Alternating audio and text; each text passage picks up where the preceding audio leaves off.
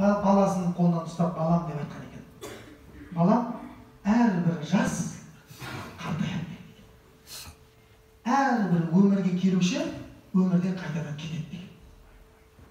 Әрбір жаңа тозады дейді. Бірақ дейді, Әминаның есімі мәңгі бақи қалады деп айтты. Өйткені мен туған бала қатардағы балалардың бірі емес, сені туғанда жадырынан шыққан нұрды көргенмін дейді. Көрдіңіз бе? Пайғамбардың өмірі айтылған кезде кім айтылады? Шешесі айтылады ғой, Амина анамыз айтылады.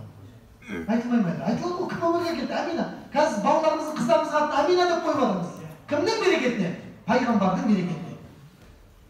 Ертең осындай бір асыл азаматты өмірге әкелсін деген ниетпен қойылып жатыр. Көрдіңіздер ме? Сол анамыздың сөйтіп айтып кеткені бар екен. Кетті ма жастық шағы? Одан кейін кезең келді. Қандай кезең? Бозбала кезеңі. Бізде